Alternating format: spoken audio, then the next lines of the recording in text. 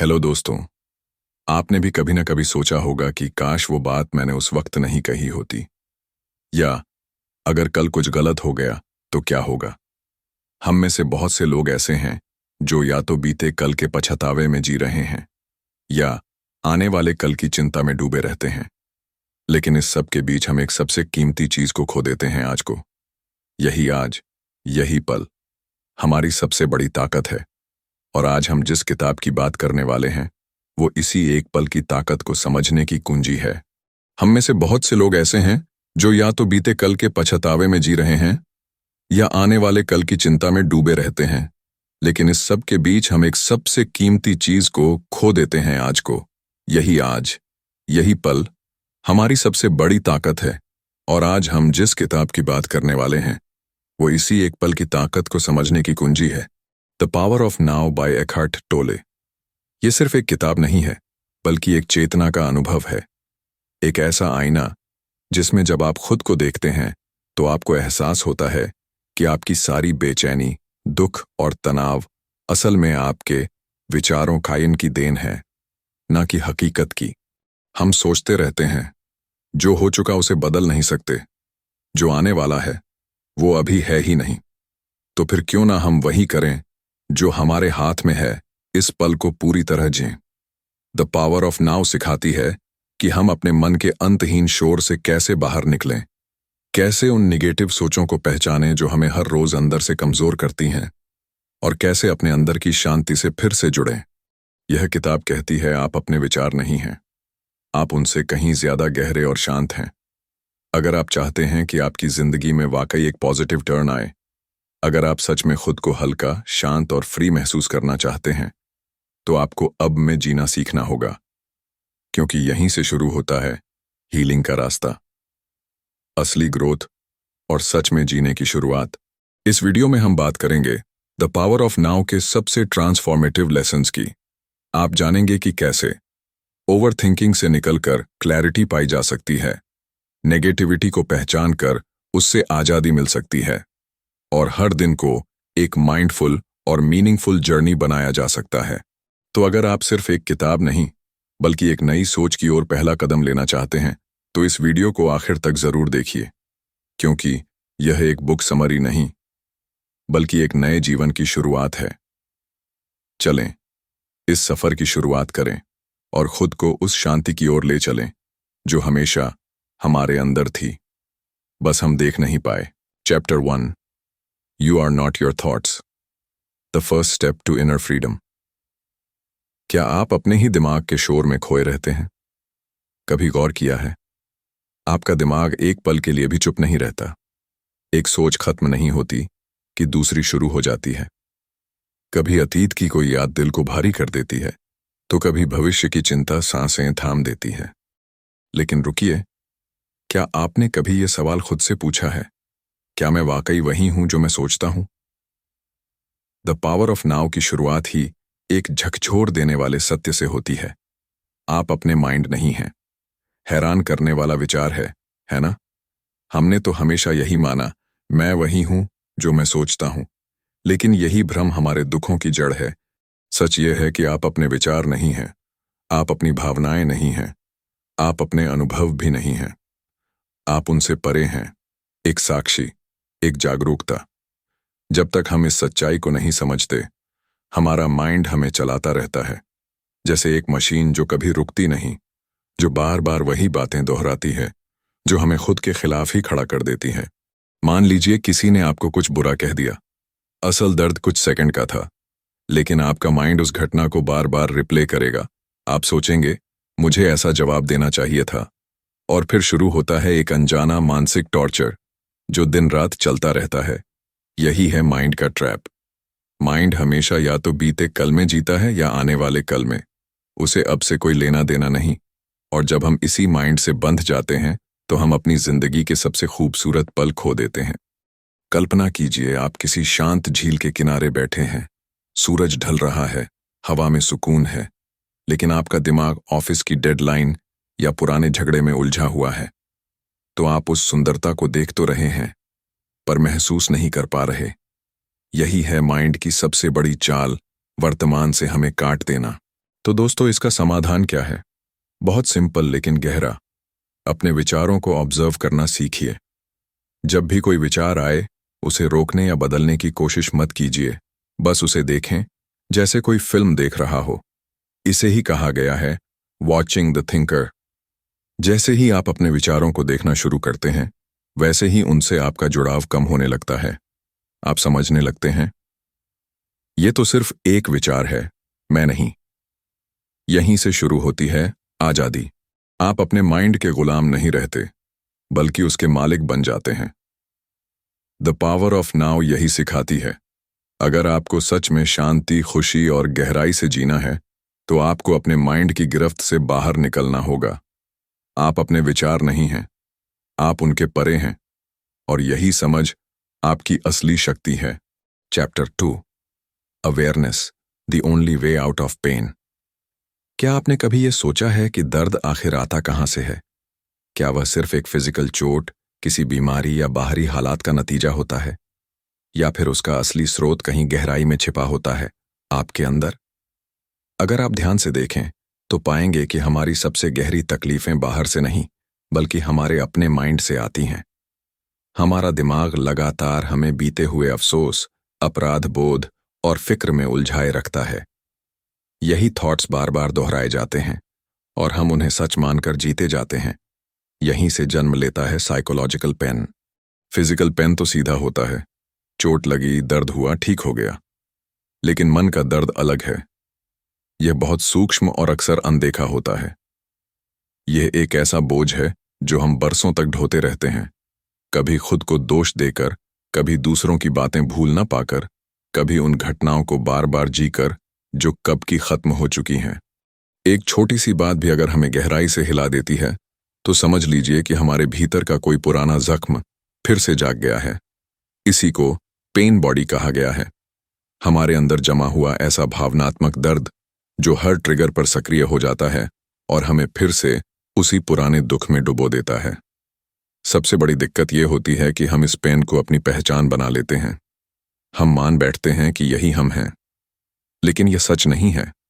दोस्तों, इससे बाहर निकलने का रास्ता है कॉन्शियसनेस, यानी कि जागरूकता। जब आप अपने अंदर के दर्द को बिना जज किए सिर्फ एक गवाह की तरह देखना शुरू करते हैं, तो उसका असर धीरे धीरे कम होने लगता है। दर्द को जीने के लिए आपकी अनकॉन्शियस अटैचमेंट की जरूरत होती है। जैसे ही आप होश में आ जाते हैं और सवाल करते हैं, क्या ये दर्द सच में अभी है, या ये बस मेरा माइंड ही दोहराए जा रहा है, तो आप समझने लगते हैं कि अधिकतर सफरिंग बस एक मेंटल पैटर्न है। वर्तमान में उसकी कोई सच्ची मौजूदगी नहीं है। ईगो इस दर्द से चिपका रहना चाहता है, क्योंकि उसे उससे अपनी पहचान मिलती है। लेकिन जैसे ही आप ऑब्जर्वर बनते हैं, ईगो की पकड़ ढीली पड़ने लगती है, और यहीं से शुरू होती है असली आजादी। द पावर ऑफ नाउ यही बताती है, अगर आप सच में अपनी सफरिंग से बाहर आना चाहते हैं, तो आपको अपने माइंड और इमोशंस से अपनी पहचान को अलग करना होगा। कॉन्शियसनेस ही वह रोशनी है जो आपको उस अंधेरे से बाहर निकाल सकती है जिसमें आप अनजाने में जी रहे हैं। तो दोस्तों, अब फैसला आपके हाथ में है। क्या आप दर्द को पकड़े रहना चाहते हैं, या उसे छोड़कर एक नई, मुक्त और सच्ची जिंदगी शुरू करना चाहते हैं? चॉइस आपकी है। चैप्टर 3, गहराई से वर्तमान में उतरना। क्या आपने कभी इस बात पर गौर किया है कि शांति आखिर कहाँ मिलती है? क्या वो किसी लक्ष्य को पाने में है? क्या वो भविष्य की किसी सुनहरी उम्मीद में छिपी है? अधिकतर लोग यही मानते हैं कि जब कोई बड़ी चीज हासिल होगी, अच्छी नौकरी, ज्यादा पैसा, सही जीवन साथी, तभी सच्चा सुख मिलेगा। लेकिन हकीकत यह है कि जब भी हम ऐसा कुछ पा लेते हैं, तो खुशी बस कुछ पलों की मेहमान होती है। फिर वही खालीपन, वही बेचैनी लौट आती है। क्यों? क्योंकि हम शांति को बाहरी चीजों में ढूंढते हैं, जबकि वह हमारे अंदर इसी क्षण में छिपी होती है। लेकिन समस्या यह है कि हमारा मन हमें कभी भी पूरी तरह से वर्तमान में रहने नहीं देता। वो या तो हमें अतीत की यादों में उलझाता है, या फिर भविष्य की चिंताओं में डुबो देता है। हम या तो पछताते रहते हैं कि पहले क्या गलत हुआ, या फिर डरते हैं कि आगे क्या होगा। कभी आपने नोटिस किया है कि जब आप किसी खूबसूरत नज़ारे में खो जाते हैं, किसी मधुर धुन में रम जाते हैं, या किसी बच्चे को खेलते हुए देखते हैं, तो उस वक्त सब कुछ शांत होता है, क्योंकि उस समय आप पूरी तरह से उसी पल में होते हैं। लेकिन जैसे ही आपका ध्यान कहीं और भटकता है, शांति खत्म हो जाती है। हम लगातार एक अगले पल की प्रतीक्षा में जीते हैं कि बस ये काम खत्म हो जाए, तब चैन मिलेगा। लेकिन वह पल कभी आता ही नहीं, क्योंकि एक परेशानी जाती है तो दूसरी खड़ी हो जाती है। इस चक्र को तोड़ने का एक ही रास्ता है, वर्तमान में पूरी तरह उतर जाना। इसका मतलब यह नहीं कि आप अपने लक्ष्यों को छोड़ दें, बल्कि इसका अर्थ है कि आप जो भी कर रहे हैं उसमें पूरी उपस्थिति के साथ रहें। जब आप पूरी जागरूकता से किसी काम में लगे होते हैं, किसी से बात करते हैं या किसी भाव को महसूस करते हैं, तो आप भीतर एक अनोखी शांति को अनुभव करते हैं। पर यह आसान नहीं होता, क्योंकि आपका मन बार बार आपको खींचकर बाहर ले जाना चाहता है, या तो बीते कल में या आने वाले कल की ओर। इसका समाधान है, अपने मन को एक दर्शक की तरह देखना शुरू कीजिए। जब कोई विचार आए, उसे पकड़िए मत, बस देखिए और जाने दीजिए। धीरे धीरे आप पाएंगे कि आपकी चेतना गहरी हो रही है और आप अब अपने मन के गुलाम नहीं, मालिक बनते जा रहे हैं। जब आप पूरे होश में इसी पल में होते हैं, तभी असली आज़ादी महसूस होती है, तभी सच्ची शांति का अनुभव होता है। चैप्टर 4, प्रेजेंस की अवस्था। क्या कभी आपने महसूस किया है कि आपकी जिंदगी जैसे किसी ऑटो पायलट पर चल रही हो? रोज वही दिनचर्या, वही चिंताएं, वही ख्यालात। पर क्या आपने कभी सचमुच इस पल को, अभी को पूरी तरह जिया है? अधिकतर लोग या तो अतीत की कहानियों में खोए रहते हैं या भविष्य के डर में डूबे रहते हैं। लेकिन सच्ची शांति, सच्ची खुशी सिर्फ इसी एक पल में मिल सकती है। प्रेजेंस एक ऐसी अवस्था है जहां आपका मन शांत होता है और आप सिर्फ अस्तित्व को महसूस करते हैं। इसका मतलब यह नहीं कि आपको ध्यान में बैठना है या खुद को दुनिया से काटना है। प्रेजेंस का अर्थ है हर पल पूरी जागरूकता से जीना। लेकिन इसमें बाधा कौन है? हमारा खुद का मन। जैसे ही आप अभी में आने की कोशिश करते हैं, मन आपको किसी और विचार में उलझा देता है। कल क्या हुआ, आगे क्या होगा, लोग क्या सोचेंगे। पर यदि आप समझ जाएं कि मन केवल एक उपकरण है और आप उसके मालिक हैं, तो सब कुछ बदल सकता है। जब आप पूरी उपस्थिति में होते हैं, तो आप अपने भीतर की एक गहरी ऊर्जा से जुड़ते हैं। आपका अहंकार, जो आपको हमेशा उलझाए रखता है, कमजोर होने लगता है और उसी के साथ आपकी असली शक्ति, आपकी सच्ची चेतना प्रकट होती है। आपने देखा होगा, जब आप कोई पसंदीदा चीज करते हैं, जैसे संगीत सुनना या पेंटिंग बनाना, तो उस वक्त आप चिंता मुक्त हो जाते हैं। न कोई बीता कल, न कोई आने वाला कल, बस यही पल। यही है प्रेजेंस की स्टेट। अगर हम इसी तरह हर दिन जीना सीख जाएं, तो तनाव, डर और बेचैनी खुद ही मिटने लगते हैं, क्योंकि ये सभी नकारात्मक भावनाएं या तो अतीत से जुड़ी होती हैं या भविष्य से। प्रेजेंस का मतलब है हर अनुभव को बिना जज किए, बिना किसी लेबल के देखना, जैसे वो है बस वैसे ही। जब आप यह करने लगते हैं, तो साधारण सी चीजें भी असाधारण लगने लगती हैं। चाय की एक चुस्की, हवा की सरसराहट, किसी के साथ एक छोटी सी बातचीत, सब कुछ नया लगता है।